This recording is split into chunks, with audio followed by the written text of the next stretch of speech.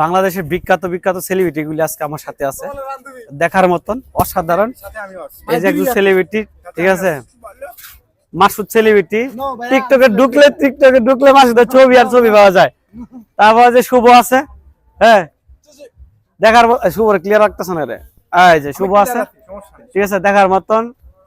রানা, রানা ভাই বাইকনা আমার সেরকম ঢাকায়া অরিজিনাল, কোনো বাধা নাই, ঢাকায় অরিজিনাল, ঠিক আছে। বালচারামপুর, ওটা তুকু বালচারামপুর, ঠিক আছে। যাই হোক, মাসুদ তুমি কিছু বলো ভাই, বলো বলো। আমি কি বলবো? বলো বলো, কিছু বলো। কিছুই না, আমি সাধারণ একজন সবার মতো মানুষ, কোনো সেলিব্রিটি না, ঠিক আছে।